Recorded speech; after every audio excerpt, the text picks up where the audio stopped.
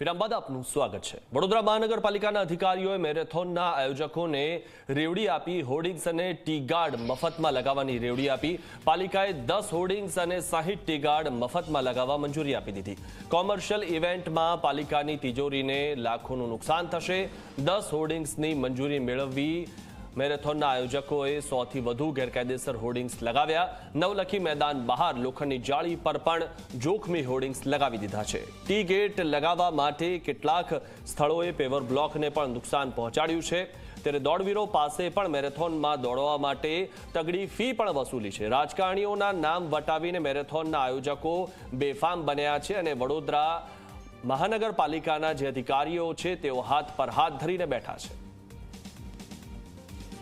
વડોદરા શહેરમાં મેરેથોન હર વર્ષે યોજાય છે। આજે 12મી મેરેથોનનું આયોજન જ્યારે કરવામાં આવ્યું છે ત્યારે કહી શકાય કે વડોદરા મહાનગરપાલિકા દ્વારા મફતમાં મંજૂરી આપી દીધી છે અને જે પણ આયોજકો છે એ સ્પોન્સરોના બેનરો વડોદરા શહેરમાં લગાવી દીધા છે, એટલે આવક રડી રહ્યા છે।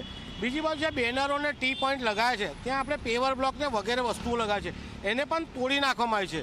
એક બાજુ વડોદરા મહાનગરપાલિકાની તિજોરી તળિયા ઝાટક છે, કર બોજ વધારો કરવાની કમિશનર વાત કરી રહ્યા છે, ત્યારે આવી મેરેથોન જે લોકો યોજી રહ્યા હોય એમની જોડે ફી તો લેવી જ જોઈએ।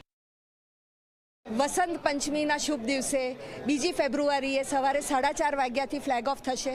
મને ખૂબ આનંદ છે કે દર વખતની જેમ આપણા આદરણીય મુખ્યમંત્રી શ્રી ભૂપેન્દ્રભાઈ પટેલ અને આપણા સ્પોર્ટ્સ અને home minister Shri Harshbhai Sanghvi flag ઓફમાં હાજર રહેશે।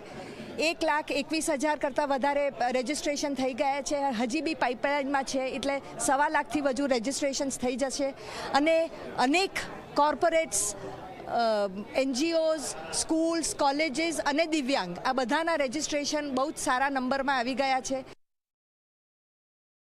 વડોદરામાં ઇન્ટરનેશનલ મેરેથોનનું આયોજન થઈ રહ્યું છે। આ 12મું વર્ષ છે અને ખૂબ જ સુંદર રીતે આ મેરેથોનનું આયોજન થઈ ગયું છે। આ મેરેથોનમાં છેલ્લા 11 વર્ષથી વડોદરા કોર્પોરેશન પણ જોડાયેલું છે।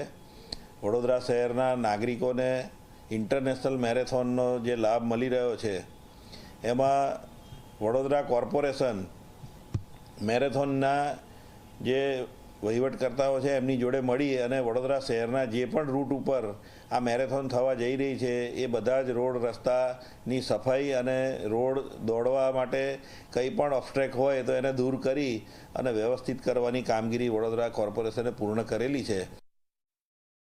વડોદરામાં આવતીકાલે 12મી આંતરરાષ્ટ્રીય મેરેથોનનું આયોજન થનાર છે, જેમાં 1 લાખથી પણ વધુ દોડવીરો દોડવાના છે। ત્યારે મેરેથોનના આયોજકો દ્વારા ઠેર ઠેર હોર્ડિંગ્સ અને ટી ગેટ લગાડ્યા છે।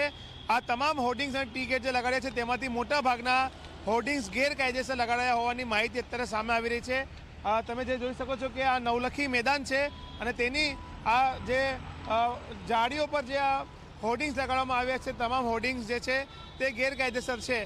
જે રીતના વાત કરવામાં આવે તો મેરેથોનના નામે જે સ્પોન્સર્સ છે તેમના આ તમામ જે હોર્ડિંગ્સ છે તે લગાડવામાં આવ્યા છે। સામે તમે જોઈ શકો છો કે ફૂટપાથ જે ચાલવા માટે હોય છે તે ફૂટપાથ પર ટી ગેટ લગાડી દેવામાં આવ્યા છે, એટલે ક્યાંક ને ક્યાંક કહી શકાય કે કોર્પોરેશનનું જે તંત્ર છે તે જે આ મેરેથોનની કોમર્શિયલ ઇવેન્ટ છે તે આયોજકો પર મહેરબાન થયા હોય તેવું લાગી રહ્યું છે।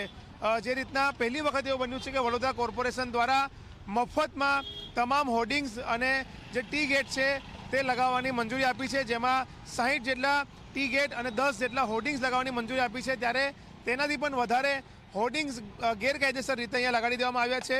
પેવર બ્લોક જે છે તે તોડી નાખવામાં આવ્યા છે અને તેના કારણે કોર્પોરેશનને આર્થિક નુકસાન પણ થવા પામ્યું છે। સવાલ એ થઈ રહ્યું છે કે કોર્પોરેશનના શાસકો અધિકારીઓને નાગરિકોની સેવા માટે બેસાડવામાં આવી રહ્યા છે, પરંતુ તેઓ નાગરિકોની સેવા કરવાના બદલે કોમર્શિયલ ઇવેન્ટ કરી રહ્યા જે આયોજકો છે તેમની સેવામાં લાગ્યા છે અને તેમને મફતમાં તમામ સુવિધાઓ આપી રહ્યા છે।